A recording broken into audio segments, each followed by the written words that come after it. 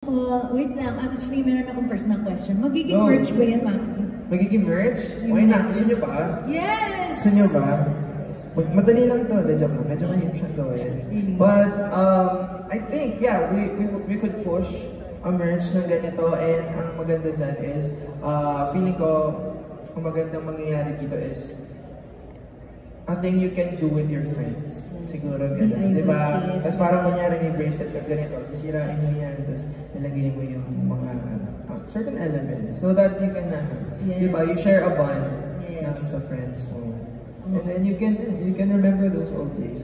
Yes, exactly. O di ba guys, watch out for DIY Maki merch. Yes, experience. Yes, more bonding and experience with friends. Okay, thank you so much, sir. Next now we have Hans Carbonilla of Mix Global. Hello Maki. Hello po. Kyler and Alex. Hello po. For Maki, we know you love Anik-Anik, so have you ever kept an Anik-Anik that reminds you of a specific song? Like anything Anik-Anik? Yes. A specific song of mine or iba? Of yours. Mine? Like for example, we know na whenever you perform on stage, you have something with you, like yung parang a plushie, ganon. So do you have any specific Anik-Anik that you relate to a certain song? Ooh.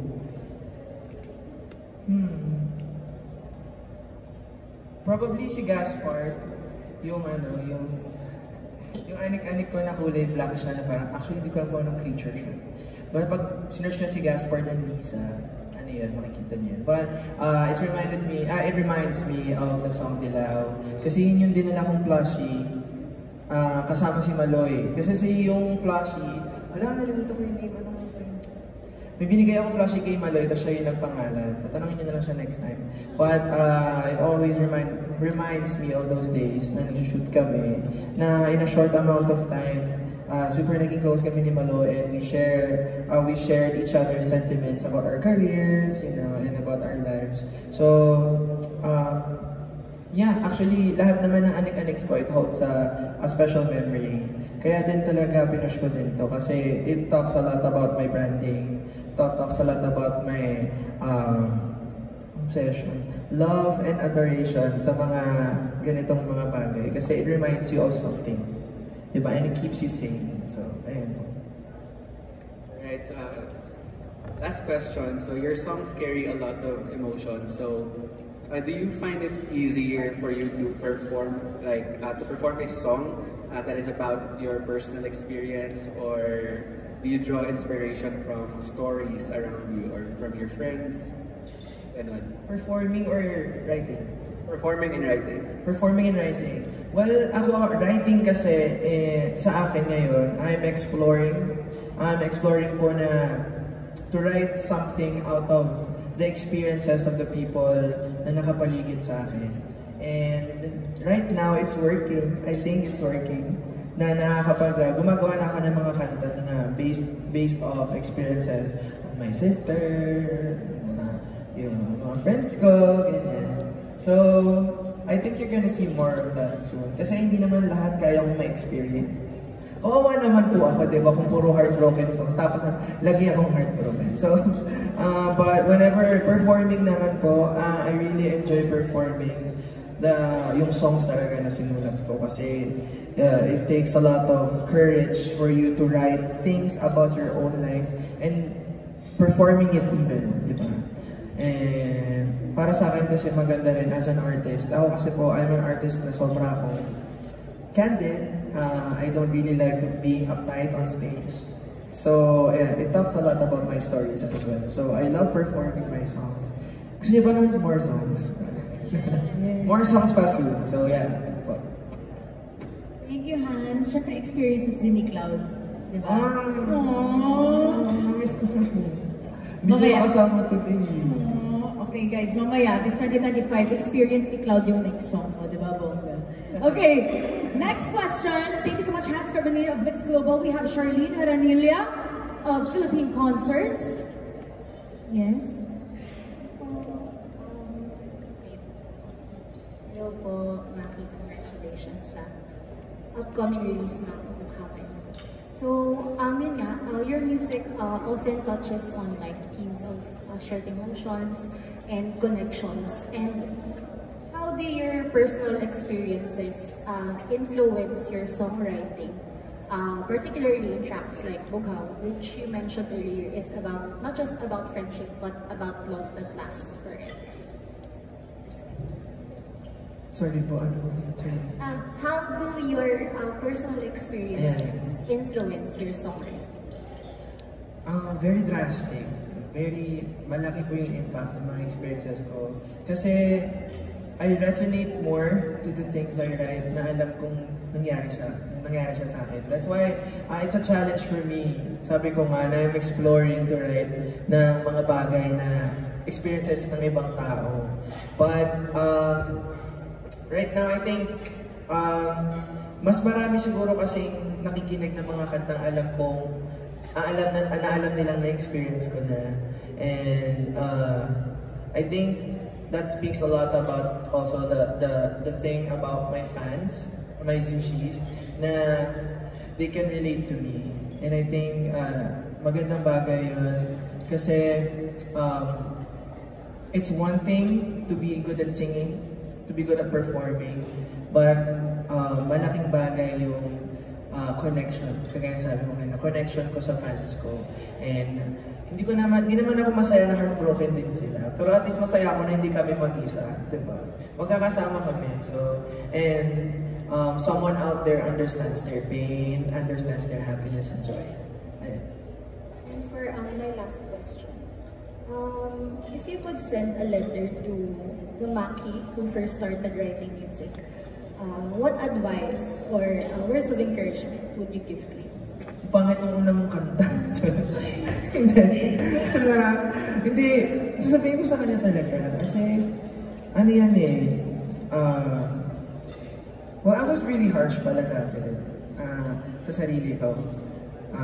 But, it didn't stop me to write new songs and to grow, to develop myself more in terms of being a songwriter and also learning more about myself dun sa side or sa aspect na you're gonna enter an industry na mas harsh pa sa'yo. But it's up to you. It's up to you if you're strong enough, if you're strong-willed enough to be your own best friend. Kasi ako, para sa akin, myself is my worst enemy. And it can be, it still can. As long as nandyan yung pressure sa'yo, nandyan ka na lagi mong pinagsasalitaan yung sarili mo ng ganito. Diba? It can be your worst friend, it can be your worst enemy, but it can also be your best friend, yung sarili mo. So, ako, masasabi ko sa sarili ko, I'm really, really proud of him. Because he didn't stop. And I just know he will not stop. Kasi, diba, parang that time I was, kumbaga, sa Bible, parang akong nasa drought. I didn't know where to go. I didn't know who to trust. So I trusted myself. I got to know myself. And through that, I saw gardens. Kasi parang, iniisip natin kasi we have this certain expectations within ourselves na kailangan garden agad to lahat. Kailangan may puno, may flowers agad. Pero di ba, everything starts with small things. Na parang kahit may onting plant lang dyan, if you let it grow, if you let it, consistently, if you let it grow, if you take care of it, lalago at lalago yung mga bagay na yan. So, yeah, sasabihin ko, everything starts with small things. And then, you may be small now, but you can be big, and even bigger than your dreams. So, yeah. Thank you. I hope you continue to be your own best friend. Congratulations, Maki. Thank you. Huwag kang umiyak. Wala lang, proud. As a proud. Yeah, kasi si Ayana isa sa mga first hosts na nakilala ko. And from there on, talagang sinuport niya ako. Wala pang saan, wala pang nila. Anyway. Sorry, okay. We love you. Love you. We love you guys. Okay. So, thank you so much, Miss Charlene.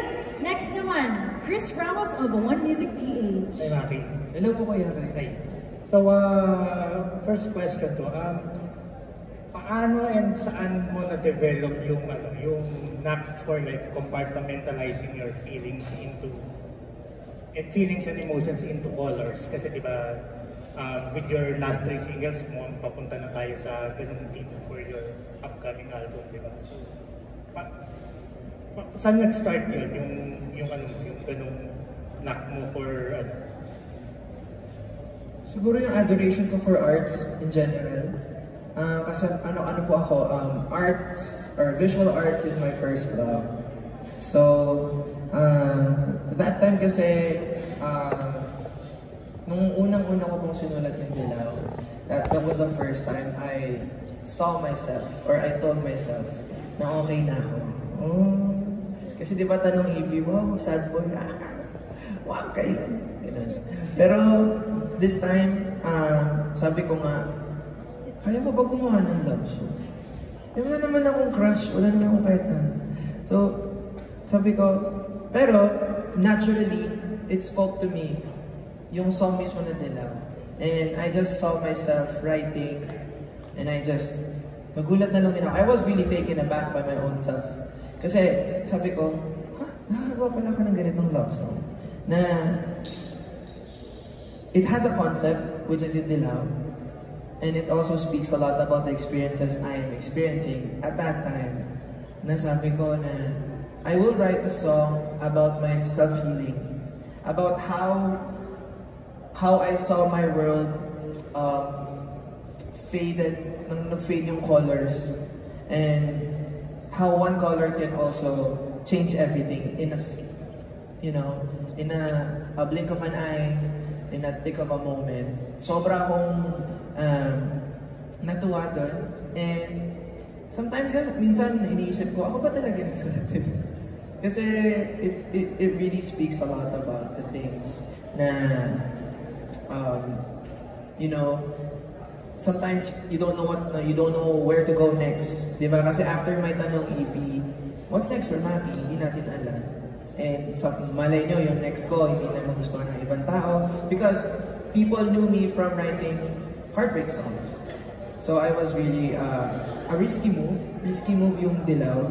But it's also a song na alam ko sa sarili ko na binigay ko yung puso ko doon.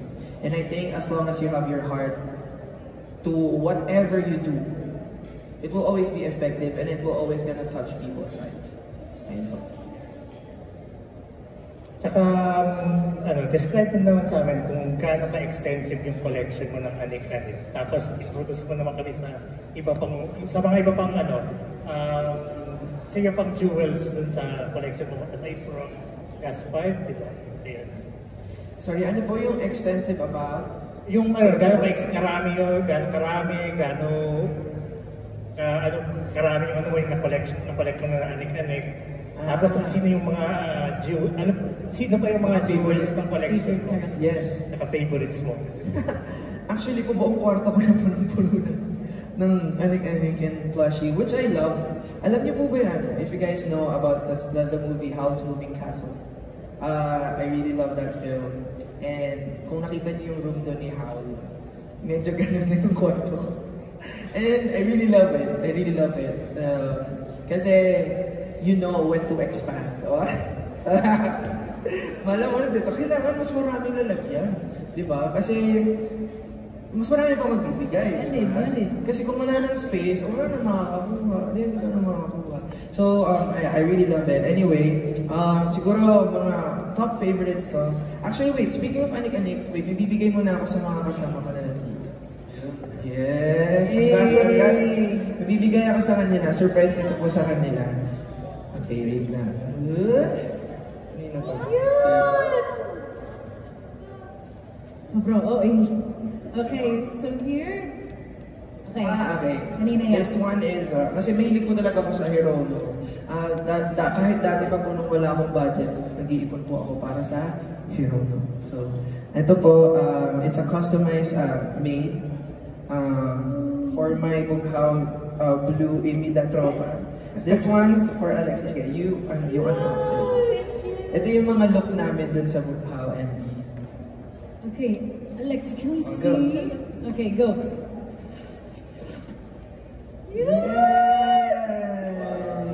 O, diba? Tapos may anik-anik din yung buhok niya. Pakita mo sa kanila. So cute. Yes. Ayan siya. Tapos ito, ito yung sa'yo. My God, bukas. Okay, go Kyler. Huwag mawawala yan, ha? Bato. So, galing yan It's so cute. Yeah. Cute na. Yeah, this one's Kyler. Ayan. Si Zig, hindi niya naman makuha yung cut niya kasi charot. Ito po yung akin. Actually, ito na po, to answer your question, feeling ko ito yung favorite ko at the moment. Nanik-anik kasi it reminds me of the music video. Yeah, this is me. Actually, sinabi nga po nila, kamukha ko daw lahat ng Irono. Pero feeling ko ito yung pinakakamukha. Ayan. Wow. Yeah. Dapat binigyan mo rin sila ng bag. Ha? Ayun, ganito, no? Sige, bigyan ko kayo. Di ba nag-demand? Charot. Ayan, sa ito po. Cute. Okay, let's have a quick photo muna of this super cute moment. Okay, Alexi. Dahil wala si Zig dito, ako lang bubukas para kasama namin siya. Compress muna. Ayan. Sige. Okay. Baka masira ako. Paano ba to? Ayan. Alright, so habang ina-unbox po ni Maki si Zig. Ina-unbox si Zig. Okay, let's muna. Yeah. Okay. Let's have a quick photo up, guys, of this cute moment. Aww. Okay, there you go. Our Bughaw Hirono. Anik-anik. Yarn. Okay. Okay, one more compress. Last 3, 2, 1. Perfect. Thank you so much. Aw, so cute. Ayun po. Thank you po, please. Thank you, Sir Chris. Okay, next naman. Grabe yung cute ng segment na yun. Okay, we have your Gia from One in Manila.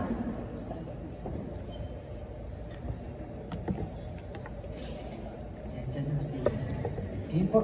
Hello, good evening. So, Hello po. I hope you're having a great night. So, ang question ko is, we all know rin Dilaw, it's about self-love. Then yung Namumula is about unrequited love or red flags.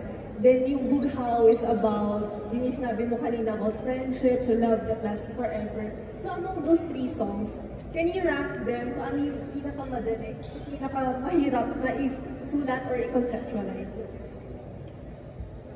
Well, each of the songs have their own fair share of difficulties when it comes to the process, the songwriting. But I think one of the easiest songs I've ever written in my life would be Dilaw. It's a song that resonated with me naturally. I think I wrote Dilaw kasi natapos ko siya around an hour. Like yung concept and all, and sabi ko sa sarili ko, wow, this is a good song. And Namumula, para sa akin, siya yung pinaka-fun na gawin kasi I wrote Namumula in front of a TikTok live. So, as in, nag-uusap lang kami ng mga fans ko about certain things, about red flags, and then sabi ko, why not incorporate ko din kasi red is a color.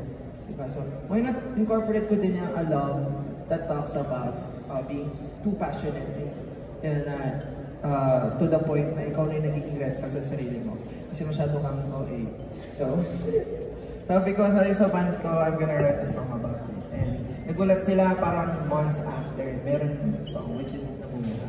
And then, Bughaw is the most complex. I think Bughaw is a song that it has a certain audience. It's not for the mass, and I know that, but it touches hearts that para sa akin yung mga hearts na sobrang silent na. And the people that talaga resonated with Bughaw, sila yung mga tao na talagang they have this a love that is so deep but is so silent. And I think Bughaw, it can be a grower song to a lot of people kasi we're just only experiencing different kinds of love as we grow old. And ako para sa akin, ito yung pinaka-mature kong nagawang kanta. It's a song na talagang hindi lang siya, it's not just about reminiscing, it's not just about recreating or going back to memory lane. It talks a lot about longevity, a love that lasts forever, sabi ko nga kanina. Kasi we may grow old, mapalitan natin mga jowa natin, mapalitan natin yung mga, or even our pets, you know. But this kind of love, the Bughaw love that I'm really talking about, is a love na you share with your friends, or the platonic even, yung parang alam mo sa sarili mo na kahit matanda na kayo, nag-iinuman pa rin kayo, you know, yung na-experience yung different aspects of life as you grow old, and you know that this person is your glue because he or she or it is still here. So, The last question.